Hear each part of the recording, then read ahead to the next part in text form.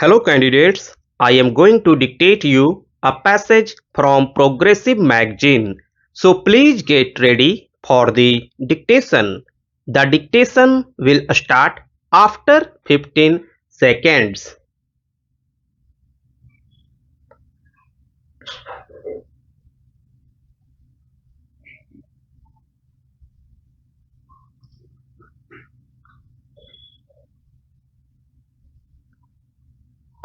Farmers are our Annadata. Every year, under PM Kisan Samman Yojana, direct financial assistance is provided to 11.8 crore farmers, including marginal and small farmers. Crop insurance is given to 4 crore farmers under PM Fasal Bima Yojana. These, besides several other programs, are assisting Annadata in producing food for the country and the world. Electronic National Agriculture Market has integrated 1361 mandis and is providing services to 1.8 crore farmers with trading volume of rupees 3 lakh crore.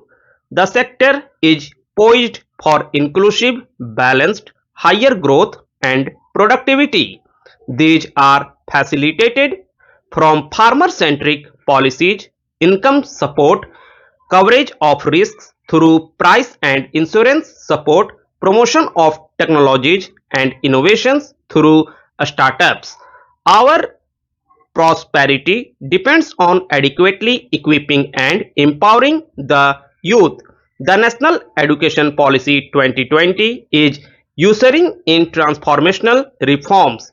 PM Schools for Rising India are delivering quality teaching and nurturing holistic and well-rounded individuals. The Skill India mission has trained 1.4 crore youth, upskilled and re-skilled 54 lakh youth, and established 3,000 new ITIs. A large number of new institutions of higher learning have been set up in all parts of the country. PM Mudra Yojana has sanctioned 43 crore loans, aggregation to rupees 22.5 lakh crore for entrepreneurial aspirations of our youth. Besides that, Fund of Funds, a Startup India and a Startup Credit Guarantee schemes are assisting our youth. They are also becoming Rozgar Data. The country is proud of our youth scaling new heights in sports.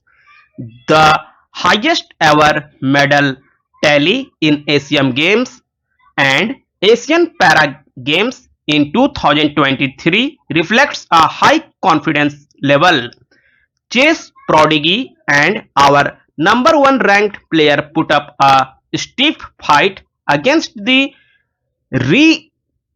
regaining world champion in 2023. Today, India has over 80 chess grandmasters compared to little over 20 in 2010. The empowerment of women through entrepreneurship, ease of living, and dignity for them has gained momentum in these 10 years. 30 crore Mudra Yojana loans have been given to women entrepreneurs. Female enrollment in higher education has gone up by 28% in 10 years. In STEM courses, girls and women constitute 43% of enrollment, one of the highest in the world.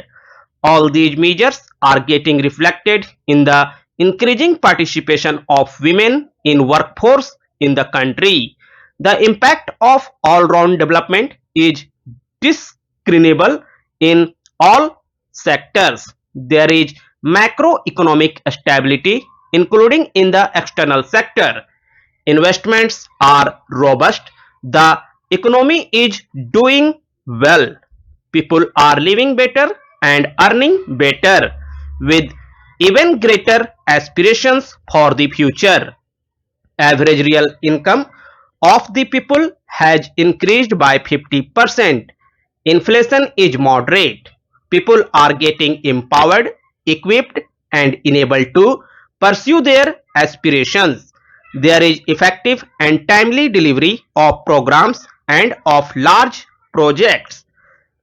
The multi-pronged economic management over the past 10 years has complemented people-centric inclusive development. Following are some of the major elements. 1.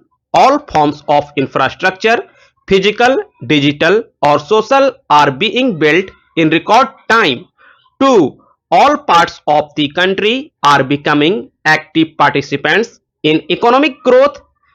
3. Digital public infrastructure, a new factor of production in the 21st century, is instrumental in formalization of the economy. 4.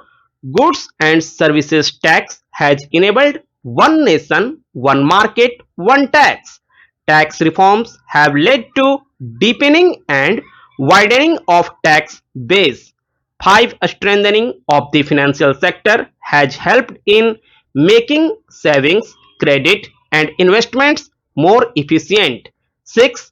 GIFT, IFSC, and the Unified Regulatory Authority IFSCA are creating a robust gateway for global capital and financial services for the economy. Lastly, proactive inflation management has helped keep inflation within the policy band. Geopolitically, global affairs are becoming more complex and challenging with wars and conflicts. Globalization is being redefined with reshoring and friendshoring, disruption and fragmentation of supply chains, and competition for critical mineral and technologies. A new world order is emerging after the COVID pandemic. India assumed G20 presidency during very difficult times for the world. The global economy was going through high inflation, high interest rates, low growth, very high public debt, low trade growth, and climate challenges. The pandemic had led to a crisis of food, fertilizer, fuel, and finances for the world, while India successfully navigated its way. The country showed the way forward and built consensus on solutions for those global problems. The recently announced India Middle East Europe Economic Corridor is a strategic and economic game changer for India and others. In the words of Honorable Prime Minister, the corridor will become the basis of world trade for hundreds of years to come, and history will remember that this corridor was initiated on Indian soil.